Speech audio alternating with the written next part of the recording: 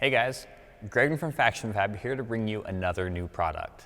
Now we've been teasing these on our Facebook and Instagram for a while, and we're finally ready to release our own line of lowering springs with applications for the WRX, STI, and 8.6 platform. Now lowering springs are perfect for those who want a set it and forget it answer to their suspension. Lowering springs take advantage of the comfortable and quiet stock struts and give it just a little bit of an edge to perform well on the street and make the car have a more aggressive stance. The springs feature a moderate drop across the whole line, 1 inch in the front and 0.8 inch in the rear. This fixes the factory uneven ride height while still maintaining the factory geometry and driving characteristics. This is coupled with a slight increase in spring rate, which varies model to model to suit the factory valving to give you better handling characteristics. Now, all the springs will come with silencers to reduce noise, and some models will come with bump stops and boots if needed, so that they're all a direct factory replacement on your stock strut. These are going to cover 2008 plus STI, 2009 plus WRX, and all the Toyota 8.6 and FR-S and Subaru BRZ. They are 100% engineered, tested, and manufactured in the USA and come with a 1,000,000-mile warranty.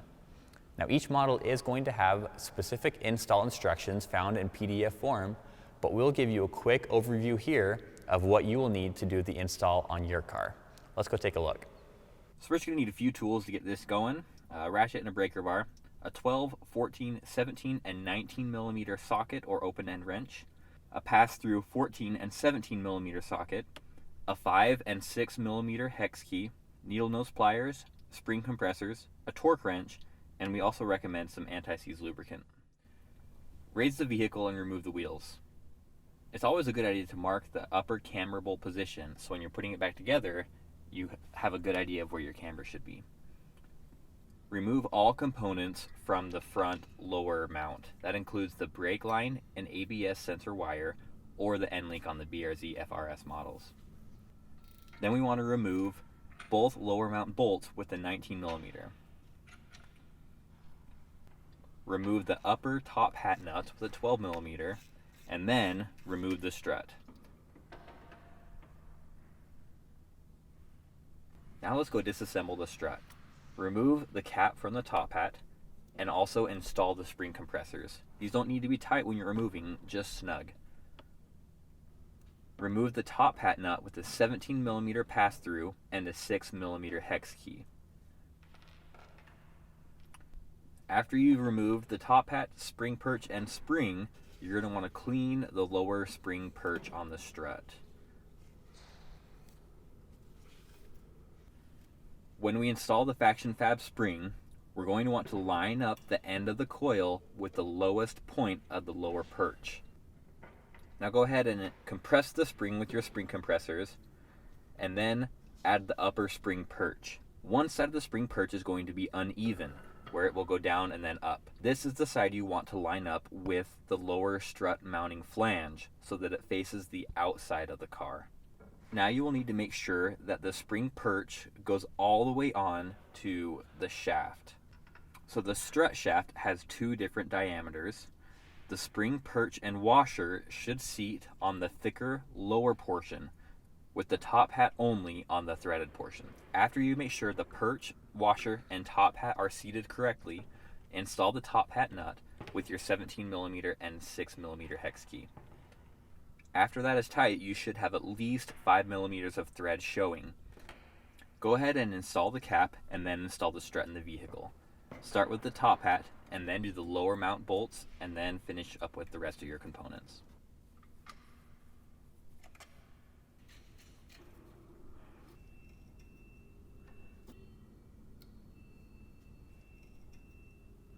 Moving on to the rear, we will need to remove the trunk mat to gain access to the strut mount.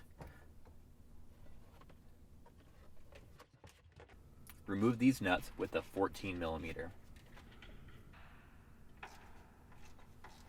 Now we will go down to the lower control arm, where we will remove all the nuts from the lower end link bolt, the lower strut bolt, and the outer control arm bolt. Once these are out, we will pivot the control arm down to remove the strut from the control arm and body. Some models may have a ride height sensor also on the control arm, so make sure you keep that in mind when you are pivoting the control arm down to not go too far. Once we have the strut out, we will do the same procedure by removing the rear top hat with the 14mm and 5mm hex and disassemble the strut. Depending on the model, we will either need to trim the rear bump stop or swap out the bump stop if there is one provided. Go ahead and clean the lower perch and install the FactionFab spring. The tighter coils will go at the top with the words upright, and also make sure you line up the bottom with the perch as we did with the fronts. Line up the top hat to be parallel with the lower mount, then compress the spring and install the top hat nut. Now we're ready to install the strut back in the vehicle. Start with the lower strut mount bolt and then do the lower end link. From there, go to the trunk and line up the top hat and then get some nuts threaded on those top hat bolts. Then we want to go to the outer control arm bolt. We find this to be the easiest order since the knuckle has the most play to line up with the arm after it is connected. Note that the bolts should go in from the front and point towards the rear of the car. After you have all the bolts in, add the nuts and torque to spec.